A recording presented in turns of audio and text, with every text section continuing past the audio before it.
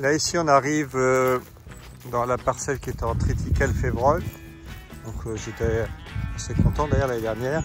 J'ai fait un glypho plus tard que les précédents blés pour boucher toutes les repousses de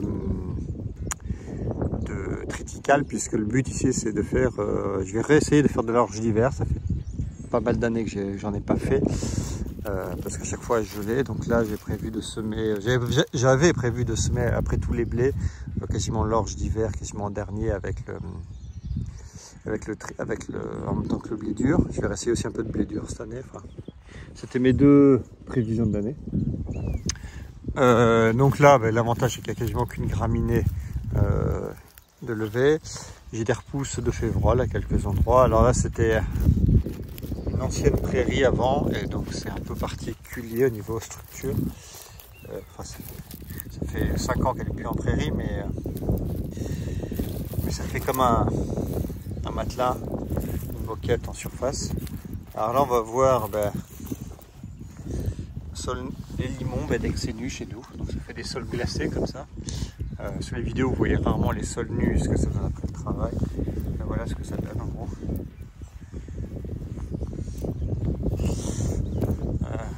Je vois pas de blé de levée là non plus pour l'instant. Peut-être quelques petits grains en surface là, mais je sais pas si c'est le blé que j'ai semé. C'est marrant, la terre est plus chaude que le sol en lui-même.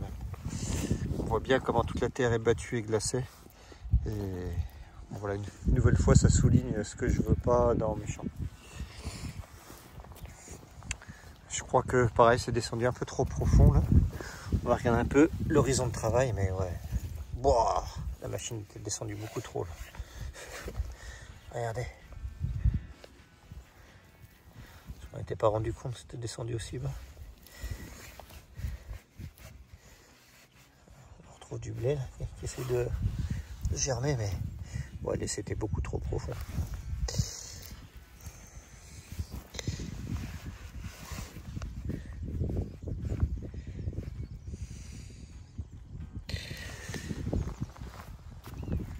Bon là je suis quand même confiant des parcelles comme ça pour venir semer en direct, soit semoir à dents, soit semoir à disque, à voir. Comme il y avait un peu de verse à des endroits ou autres, ce sera peut-être au disque, même si c'est pas parfait quand il reste de la paille, vu qu'on arrive en mode assez hiver, on a beaucoup moins de pertes que si on sème dans de la paille en été.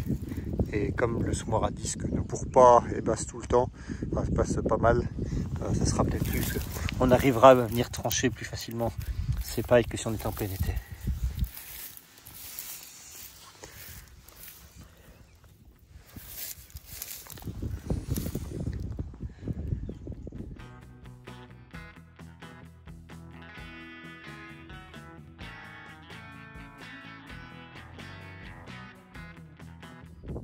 Je vais pouvoir revenir sur le lieu d'une même vidéo pour montrer quasiment la même chose, pas mal d'années après. Bon, vite fait, là c'est du colza Strip-Till Monograine 75. On l'a tout va très bien. Je vais vous montrer la parcelle qui est derrière moi. C'était il faudrait que je retrouve, il y a peut-être 3 ans. Ma parcelle du dessus était en blé, dessous en colza. Là c'est l'inverse cette année, c'est juste que le blé n'est pas semé. Donc blé, colza en haut, ça sera blé. Et une parcelle du voisinage ici, qu'il a mis en prairie d'ailleurs, elle n'est plus en culture. Et à l'époque, je vous avais montré l'impact, le fait que l'eau coulait bien clair dans les champs, n'emmenait pas les résidus de terre, alors de culture un peu, ceux qui sont en surface, la matière libre bien sûr emmenée. Mais on va regarder ça plutôt.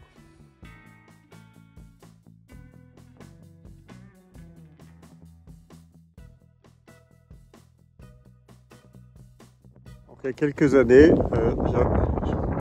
j'étais remonté cette parcelle à pied, traversé la route. Alors l'eau coupait la route plus que ça hier, c'était complètement inondé.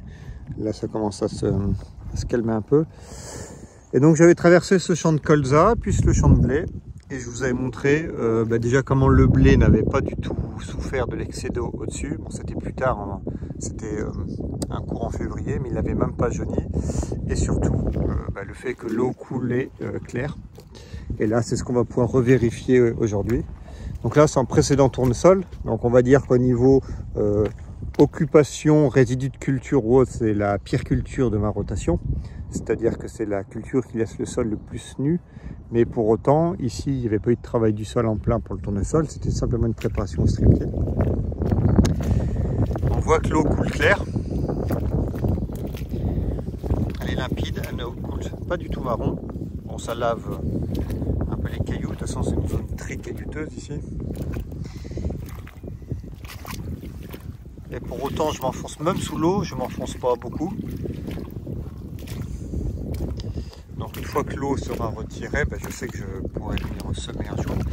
Voilà pourquoi j'ai en partie ne pas voulu semer avant les très grosses quantités d'eau, parce que bon, tout le reste aurait survécu bien sûr de la parcelle.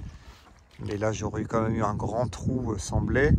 Et qui dit pas de blé, dit pas de racines, qui dit pas de racines, dit pas de travail du sol végétal. Donc c'est assez mauvais pour mon système.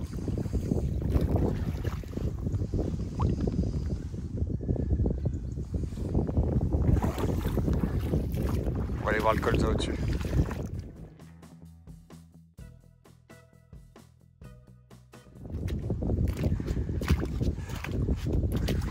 Là tout doit être dans l'eau, dans les colzas logiquement.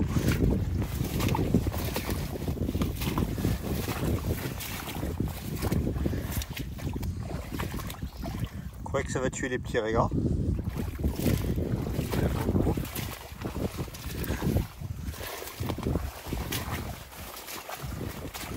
Donc à cette époque-là, enfin la vidéo précédente, ben, tout ça était en blé. Et ben, le blé n'avait même pas jauni, il était très bien reparti. Et en fin de compte, je voyais même pas la différence à l'endroit où la rivière s'était formée. Donc là, le colza, ben, je suis encore plus serein. Bon, je dis pas que ça lui fait du bien, mais on voit que pour l'instant, ça marque quand même pas énormément. Voilà, j'étais venu prendre quelques pieds de colza pour le test de verre, pour faire une berlaise. On va peut-être les prendre à l'endroit où il y a moins d'eau. Donc là, c'est les colza SD. Alors, on voit que ça coule de... Impressionnant. J'ai jamais vu autant d'eau chaude. Je crois que je remonte un peu loin là pour pas trouver d'eau. Donc les colzas sont plus clairs qu'à l'accoutumée. Le sec, alors c'est pas des problèmes de limace ou autre, c'est vraiment des problèmes de grosses périodes de sec qui a fait perdre des pieds. Donc on a une densité qui est quand même pas très élevée. On voit que les sols sont quand même bien couverts.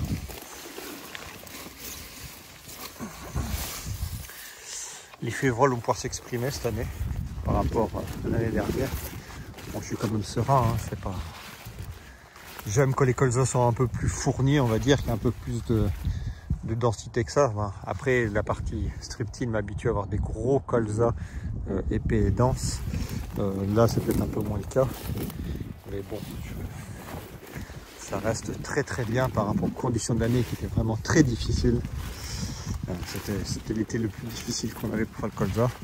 Et c'est marrant parce que l'année d'avant, j'avais dit la même chose, donc j'ai l'impression que c'est de pire en pire. Donc sur 80 hectares de colza semés, il y aura 80 hectares de colza gardés finalement. Il y a une toute petite aire lupin que je dis qui n'était pas parfaite, vu la quantité d'eau qu'il y a dedans là. Les colzas se sont quand même refaits. Bon, simplement que j'adapte le programme de désherbage. J'ai des géraniums sur les bords, donc il faudra que je passe du Mozart dans cette parcelle alors que d'habitude je n'en fais pas. Voilà, bon, je vais ramasser mes pieds de colza pour la berlaise.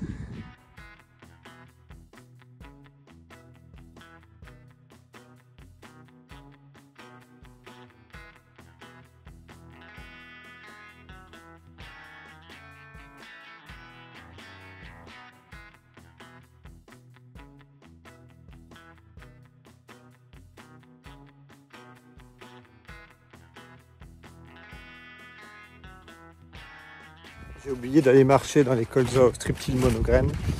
Je vous avais montré de loin, mais là on va regarder dans le rang. Oui, il y a une différence assez visuelle par rapport à la partie semi-direct. On voit que les pieds sont plus poussants, plus réguliers. On verra si à la moisson ça fait ex aequo comme les dernières. là ça fait des sacrés pieds. Hein. 19 grammes mètre carré pour rappel, donc pas très épais. Hein.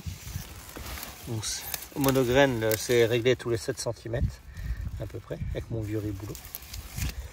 On voit bien que la bande de semis est protégée. La bande d'interrang, pardon, est protégée, la bande de semis est nue. Pour moi, le plus gros souci, un des soucis, alors là, c'est peut-être pas très marqué dans cette parcelle, mais on le voit plus dans d'autres ou là plus loin. Là-bas, c'est les levées de crucifères. Ça, en vous ravenelle, j'ai jamais pris le temps de faire la différence, puisqu'en semi-direct, j'en avais jamais. Mais j'en ai pas mal qui lèvent, alors qu'en semi-direct, c'est quasiment inconnu. Et j'ai pas de légumineuses pluriannuelles. Donc je vais continuer à. Il faudrait que j'arrive à installer une trémie. Et il faudrait que je sème des légumineuses. Alors, soit du trèfle, soit de la févrole, soit je sais pas quoi. Mais sur l'interrang, en fait. À mon avis, sur le rang, il y aurait beaucoup trop de compétition. Sur l'interrang, bah, ça pourrait être pas mal. Ça pourrait être pas mal. Et que ça tombe avant les chasses débris flottants. Pas flottants, avant les chasses débris rotatifs, pardon. Donc voilà, bah, rien de plus à dire. Bah, pareil, il y a eu antigraminées foliaires là-bas. Là, ils ont dû le trouver, le lisier de porc. Là. C'est assez flatteur.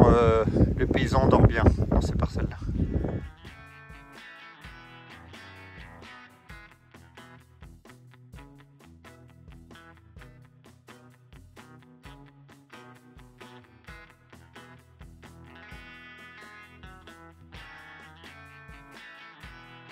On va finir ce tour des champs par la première bande d'essai de fraises.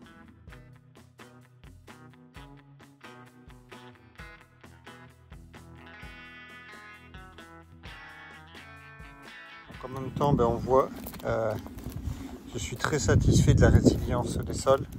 Bon, il y a quand même de l'eau en surface un peu partout dans les champs. Bon, là, on ne peut pas l'éviter, peu importe la pratique culturelle. L'idéal, là, c'est soit de faire des fossés d'évacuation de l'eau ou du drainage localisé. Hein. Mais labour, non labour ou autre, là, ça ne change pas grand-chose. Mais je suis satisfait quant au comportement des sols avec la pluviométrie énorme qu'on a eue. Et le fait que, on voit que je peux marcher sans souci dans les parcelles. Bon, ça, c'est des parcelles avec 17% de taux d'argile, plutôt limoneuse. Là, ici, c'est ma bande témoin avec la fraise. Donc, à mon avis, fraise réglée trop profond, comme on a vu dans les autres parcelles. Je vois pas de blé de lever. Ça a fait un terrain assez moteux. Alors, on voit ici, par contre, que ça a moins glacé que derrière Triticale Févrole. Ça n'a pas glacé du tout. D'ailleurs, on voit que le comportement est pas mal. Les mottes se sont tenues encore. La terre part pas en morceaux ou en lambeaux, comme on voudrait. La rampe profondeur, là je suis sur la profondeur, je ne suis pas descendu, allez, on va dire entre 3 et 5 cm.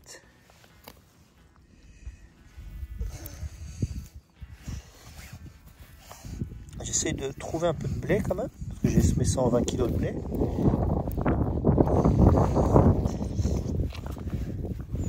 On trouve des vers de terre, mais je vois pas de blé pour l'instant.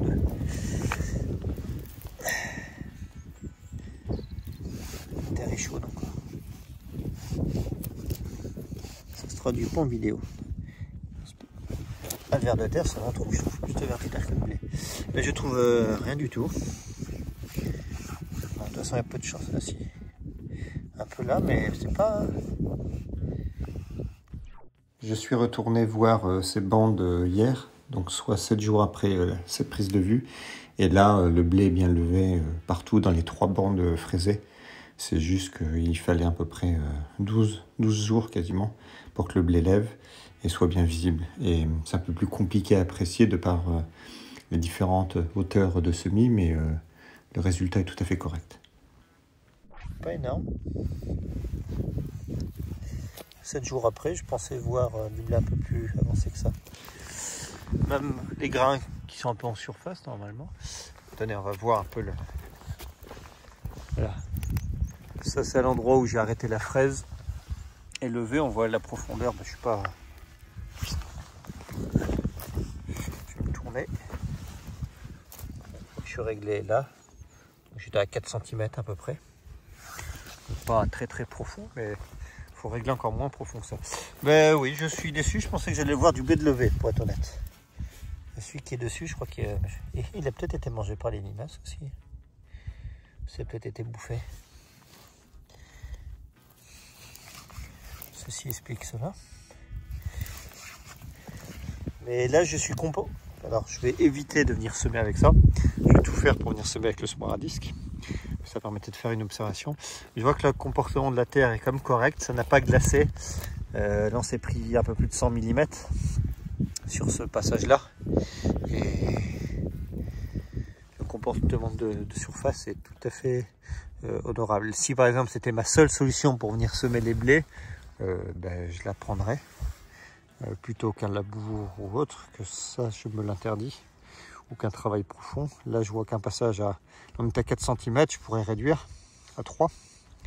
La fraise fait que 3 mètres, donc c'est plus facile d'être précis en profondeur, contrairement au scalper de 7 mètres que je vous ai montré. Et donc là ben, on se met à 3 cm et on roule à au moins 8 km/h pour éviter de faire du lissage. Et le but c'est de poser le blé par terre et de faire tomber un peu de terre dessus. Donc le rendu au sol est correct et pour moi ce serait acceptable de faire du blé comme ça si j'avais pas d'autre solution.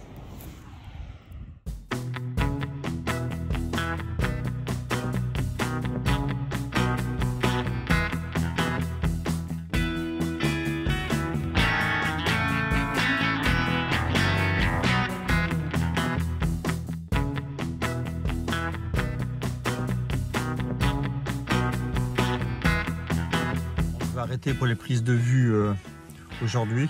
Ça fera, je sais pas quelle longueur fera la vidéo déjà. Donc j'avais pas un truc à vous montrer, c'était plutôt un état des lieux avec la climato qu'on a eu là. Et ça permet de montrer un peu la résilience des sols avec les choix de culture qu'on a fait, l'itinéraire technique, la gestion du sol.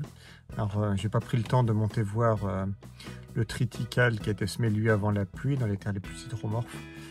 Là c'était vraiment une nécessité de semer avant la pluie par contre, parce que là ça va être très compliqué pour retourner là-bas, même après une période de boue.